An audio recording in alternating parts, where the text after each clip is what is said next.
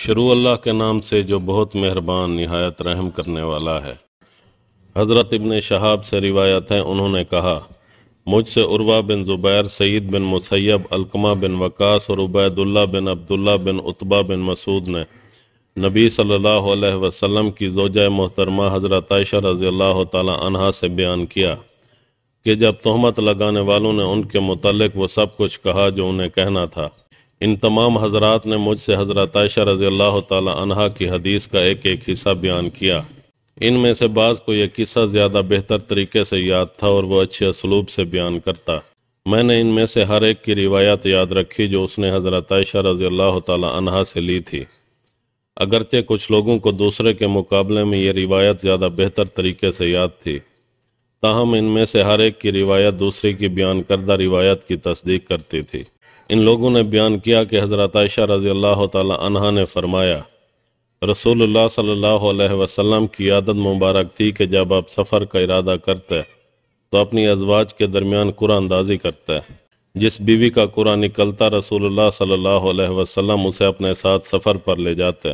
حضرت عائشہ فرماتی ہیں کہ آپ صلی اللہ علیہ وسلم نے ایک غزوہ جو آپ نے لڑا اس میں ہمارے درمیان قرآن اندازی فرمائی تو میرا نام نکل آیا۔ میں رسول اللہ کے ہمراہ روانہ ہوئی۔ یہ واقعہ پردے کے احکام نازل ہونے کے بعد کا ہے۔ چنانچہ مجھے ہودج سے اٹھا کر سوار کر دیا جاتا اور اس کے ساتھ ہی اتارا جاتا۔ اس طرح ہم روانہ ہوئے۔ پھر جب رسول اللہ اس غزوے سے فارغ ہوئے تو واپسی پر ہم نے مدینہ کے قریب پڑاؤ کیا۔ ایک رات آپ نے کوچ کا اعلان فرمایا۔ جب لوگوں نے کوچ کی تیاری کی تو میں اٹھی اور تھوڑی دور چل کر لشکر کی حدود سے باہر نکل گئی۔ پھر قضائے حاجت سے فارغ ہو کر میں اپنی سواری کے پاس پہنچی۔ وہاں پہنچ کر میں نے اپنا سینہ ٹٹولا تو زفار کے مونگوں کا بنا ہوا میرا ہار گم تھا۔ اب میں واپس ہوئی اور اپنا ہار تلاش کرنے لگی۔ اس تلاش میں کچھ دیر لگ گئی۔ حضرت عائشہ رضی اللہ تعالیٰ عنہ بیان کرتی ہیں کہ جو لوگ میرا ہودج اٹھاتے تھے اور مجھے سوار کرتے تھے انہوں نے میرا ہودج اٹھا کر اونٹ پر رکھ دیا جس پر میں سوار ہوا کرتی تھی۔ انہوں نے یہ خیال کیا کہ میں ہودج کے اندر ہی موجود ہوں۔ دراصل ان دنوں عورتیں بہت ہلکی پھلکی تھیں، بھاری بھرکم نہ ہوا کرتی تھیں اور نہ ہی ان پر کوئی گوشت ہوا کرتا تھا کیونکہ انہیں معمولی خوراک ملتی تھی۔ اس لیے اٹھانے والوں نے جب ہودج اٹھایا تو اس کے ہلکے پن سے انہیں کوئی فرق محسوس نہ ہوا۔ یوں بھی میں اس وقت کم عمر لڑکی تھی۔ الغرض انہوں نے اونٹ کو اٹھایا اور روانہ ہو گئے۔ لشکر کے چلے جانے کے بعد مجھے ہار بھی مل گیا۔ جب میں وہاں آئی تو کوئی بھی موجود نہ تھا، نہ پکارنے والا نہ جواب دینے والا، اس لیے میں وہاں بیٹھ گئی۔ مجھے یقین تھا کہ میرے نہ ہونے کا علم جب انہیں ہوگا تو واپسی پر لینے ضرور آئیں گے۔ اس دوران میں بیٹھے بیٹھے میری آنکھ لگ گئی اور میں سو گئی۔ حضرت صفوان بن معطل سلمی زکوانی رضی اللہ تعالیٰ عنہ لشکر کے پیچھے پیچھے آ رہے تھے۔ وہ میرے ٹھکانے پر آئے تو دور سے انہیں کوئی شخص سویا ہوا معلوم ہوا۔ جب قریب آ کر دیکھا تو مجھے پہچان لیا کیونکہ پردے کے احکام اترنے سے پہلے وہ مجھے دیکھ چکے تھے۔ جب انہوں نے مجھے پہچان لیا تو انا للہ و انا الیہ راجعون پڑھنا شروع کر دیا۔ میں ان کی آواز سن کر بیدار ہوئی اور فوراً اپنی چادر سے اپنا چہرہ ڈھانپ لیا۔ اللہ کی قسم ہم نے کوئی گفتگو نہیں کی اور انا للہ کے سوا میں نے ان سے کوئی لفظ نہیں سنا۔ وہ اپنے اونٹ سے اترے، اسے بٹھایا اور اس کی اگلی ٹانگوں کو اپنے پاؤں سے دبائے رکھا۔ اس دوران میں اٹھی اور اس پر سوار ہو گئی۔ اب وہ سواری کو آگے سے پکڑے ہوئے لے کر چلے۔ جب ہم لشکر کے قریب پہنچے تو ٹھیک دوپہر کا وقت تھا اور لشکر پڑاؤ کر چکا تھا۔ حضرت عائشہ رضی اللہ تعالی عنہا نے بیان کیا کہ پھر جسے ہلاک ہونا تھا وہ ہلاک ہوا اور جس نے بہتان کا بیڑا اٹھایا وہ عبداللہ بن ابی تھا۔ حضرت عروہ نے بیان کیا کہ مجھے معلوم ہوا ہے کہ وہ اس تہمت کا چرچا کرتا، اس کے ہاں اس کا تذکرہ ہوتا تو وہ اس کی تصدیق کرتا، خوب غور اور توجہ سے سنتا اور اسے پھیلانے کے لیے کھود کرید کرتا۔ حضرت عروہ نے یہ بھی کہا کہ حسان بن ثابت، مصطح بن اساسہ اور حمنہ بن جہش رضی اللہ تعالی عنہ کے سوا مجھے کسی شخص کا نام معلوم نہیں ہو سکا جو تہمت لگانے والوں میں شریک تھے، اگرچہ اس میں شریک ہونے والے بہت سے تھے جیسا کہ اللہ تعالیٰ نے ارشاد فرمایا، لیکن اس معاملے میں بڑھ چڑھ کر حصہ لینے والا عبداللہ بن ابی رئیس المنافقین تھا۔ حضرت عائشہ رضی اللہ تعالی عنہا فرماتی ہیں کہ پھر ہم مدینہ پہنچ گئے اور وہاں پہنچتے ہی میں جو بیمار ہوئی تو مہینہ بھر بیمار ہی رہی۔ اس دوران تہمت لگانے والوں کی افواہوں کا لوگوں میں بہت چرچا رہا، لیکن اس کے متعلق مجھے کچھ بھی معلوم نہیں تھا۔ बीमारी की हालत में मुझे ये शक ज़रूर गुजरता था कि रसूल अल्लाह से वो लुत्फ़ और मेहरबानी ना देखती थी जो आपसे बीमारी की हालत में पहले देखा करती थी।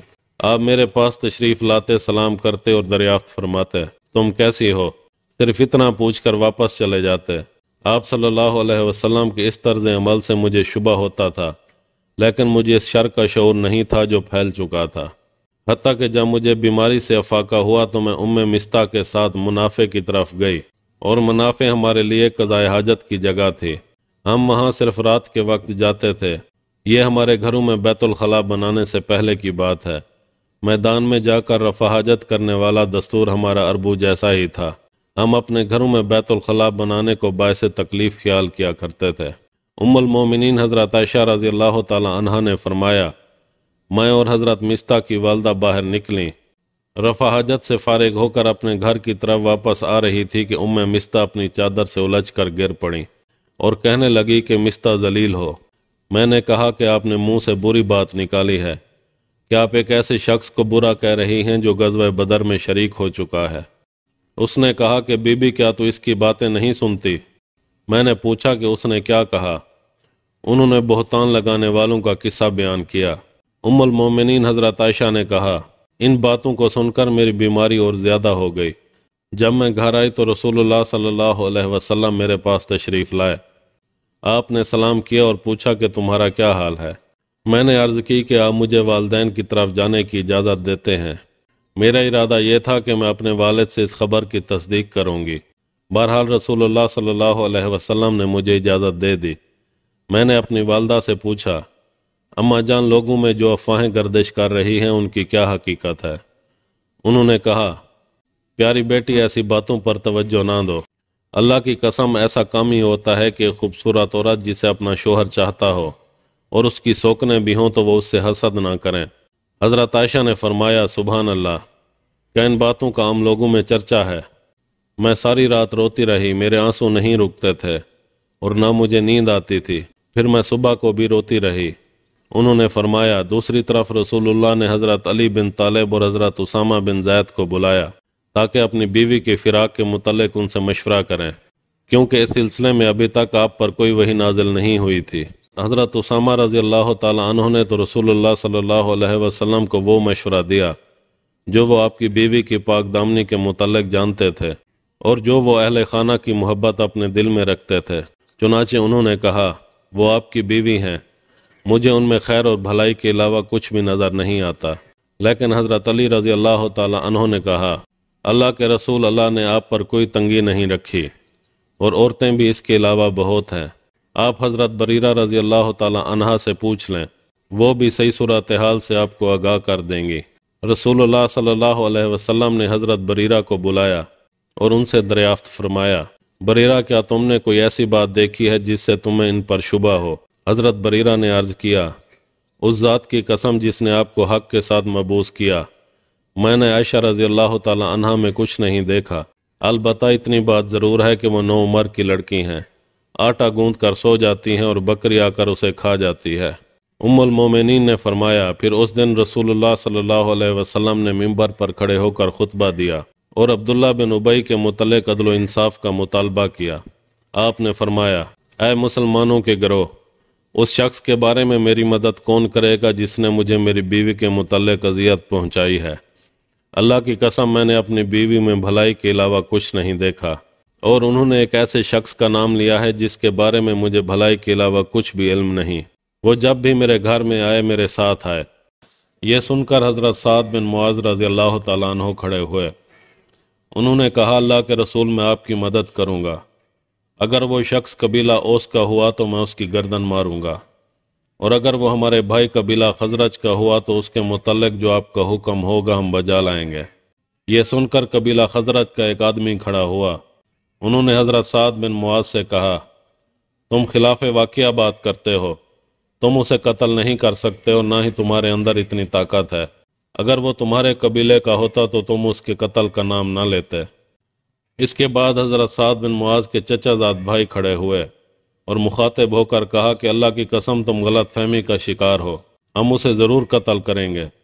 अब इसमें कोई शुबा नहीं कि तुम मुनाफिकों का किरदार अदा करते हो।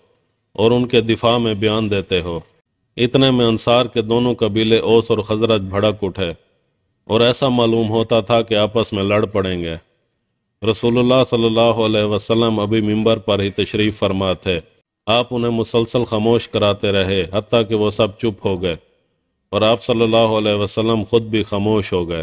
ام المومنین حضرت عائشہ رضی اللہ تعالی عنہا نے فرمایا، میں اس دن بھی روتی رہی، نہ میرے آنسو تھمتے تھے اور نہ ہی میری آنکھ لگتی تھی۔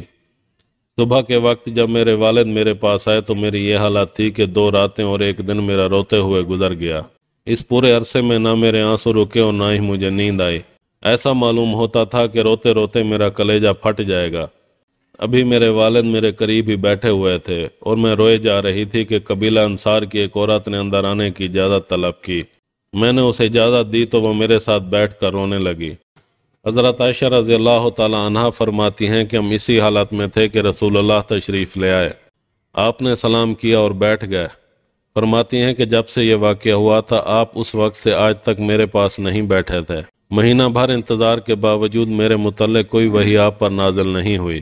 بیٹھنے کے بعد آپ صلی اللہ علیہ وسلم نے خطبہ پڑھا، پھر فرمایا، اما بعد، اے عائشہ مجھے تمہارے بارے میں اس طرح کی معلومات ملی ہیں۔ اگر تم واقعی اس معاملے میں پاک دامن ہو تو اللہ تعالیٰ خود تمہاری بے گناہی ثابت کرے گا، اور اگر تم نے گناہ کر لیا ہے تو اللہ تعالیٰ سے مغفرت طلب کرو اور اس کی طرف رجوع کرو، کیونکہ بندہ جب اپنے گناہ کا اعتراف کر کے توبہ کرتا ہے تو اللہ تعالیٰ اس کی توبہ قبول کر لیتا ہے۔ ام المومنین حضرت عائشہ نے فرمایا، جب رسول اللہ صلی اللہ علیہ وسلم نے اپنی بات پوری کر لی تو میرے آنسو بھی تھم گئے، یہاں تک کہ مجھے ایک قطرہ بھی محسوس نہ ہوا۔ میں نے پہلے اپنے والد گرامی سے عرض کیا، آپ رسول اللہ صلی اللہ علیہ وسلم کو ان کی گفتگو کا جواب دیں۔ انہوں نے فرمایا، اللہ کی قسم میں کچھ نہیں جانتا کہ مجھے کیا کہنا ہے۔ پھر میں نے اپنی والدہ سے عرض کیا، آپ اس بارے میں رسول اللہ کو مطمئن کریں۔ میری والدہ نے کہا، اللہ کی قسم میں نہیں جانتی کہ رسول اللہ کو کیا جواب دوں۔ اس بنا پر میں خود بولی، حالانکہ میں کم عمر اور نوخیز لڑکی تھی اور میں نے قرآن مجید بھی زیادہ نہیں پڑھا تھا۔ میں نے کہا کہ اللہ کی قسم مجھے معلوم ہے کہ آپ لوگوں نے اس طرح کی افواہوں پر کان دھرا اور میرے خلاف باتیں آپ لوگوں کے دلوں میں اتر گئی ہیں اور آپ لوگوں نے انہیں سچ سمجھ لیا ہے۔ اب اگر میں آپ لوگوں سے کہوں کہ میں پاک دامن ہوں تو آپ میری تصدیق نہیں کریں گے، اور اگر میں اس گناہ کا اقرار کر لوں حالانکہ اللہ تعالیٰ خوب جانتا ہے کہ میں اس سے بری ہوں تو آپ میری تصدیق کرنے لگیں گے۔ اللہ کی قسم میرے اور آپ لوگوں کی مثال حضرت یوسف علیہ السلام کے والد جیسی ہے، جب انہوں نے کہا تھا کہ صبر ہی اچھا ہے اور جو کچھ تم کہہ رہے ہو اس کے متعلق اللہ تعالیٰ ہی کی مدد درکار ہے۔ پھر میں منہ پھیر کر اپنے بستر پر لیٹ گئی۔ اللہ خوب جانتا تھا کہ میں اس معاملے میں قطعی طور پر پاک دامن تھی اور اللہ تعالیٰ خود میری برات نازل کرے گا۔ اللہ کی قسم مجھے یہ گمان نہیں تھا کہ اللہ تعالیٰ میرے بارے میں وہی نازل فرمائے گا جو قیامت تک تلاوت کی جاتی رہے گی، کیونکہ میں خود کو اس سے بہت کم تر خیال کرتی تھی کہ اللہ تعالیٰ میرے بارے میں کوئی کلام نازل فرمائے۔ مجھے تو صرف اتنی امید تھی کہ رسول اللہ صلی اللہ علیہ وسلم کو کوئی خواب دکھایا جائے گا جس کے متعلق اللہ تعالیٰ میری برات نازل فرمائے گا، لیکن اللہ کی قسم رسول اللہ صلی اللہ علیہ وسلم اس مجلس سے اٹھے بھی نہیں تھے اور نہ ہی گھر کا کوئی فرد باہر گیا تھا کہ رسول اللہ پر وحی نازل ہونا شروع ہو گئی۔ آپ پر وہ کیفیت طاری ہوئی جو شدت وحی کے موقع پر طاری ہوتی تھی۔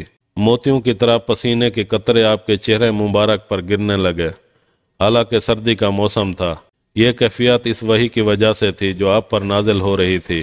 حضرت عائشہ فرماتی ہیں کہ جب یہ کیفیت ختم ہوئی تو آپ مسکرا رہے تھے۔ سب سے پہلا حکم جو آپ کی زبان اطہر سے نکلا وہ یہ تھا، اے عائشہ اللہ تعالیٰ نے تمہاری برات نازل فرما دی ہے۔ میری والدہ نے مجھ سے کہا، رسول اللہ صلی اللہ علیہ وسلم کی طرف اٹھو اور آپ کا شکریہ ادا کرو۔ میں نے کہا کہ اللہ کی قسم میں آپ کے شکریہ کے لیے نہیں اٹھوں گی، میں تو صرف اللہ تعالیٰ کا شکر ادا کروں گی جس نے میری برات نازل فرمائی۔ چنانچہ اللہ تعالیٰ نے یہ آیات نازل فرمائیں، بے شک جن لوگوں نے بہتان باندھا ہے وہ تم میں سے ایک جماعت ہیں۔ اس کے بعد اللہ تعالیٰ نے صراحت کے ساتھ میری برات نازل فرمائی۔ امی عائشہ رضی اللہ تعالی عنہا کا بیان ہے، رسول اللہ نے میرے معاملے کے بارے میں حضرت زینب بنت جہش رضی اللہ تعالی عنہا سے بھی دریافت کیا۔ آپ نے ان سے فرمایا، عائشہ کے متعلق تمہیں کیا معلومات ہیں یا ان میں تم نے کیا بات دیکھی ہے؟ تو انہوں نے کہا، اللہ کے رسول میں اپنے کانوں اور آنکھوں کو محفوظ رکھتی ہوں۔ اللہ کی قسم میں ان کے متعلق خیر کے علاوہ کچھ نہیں جانتی۔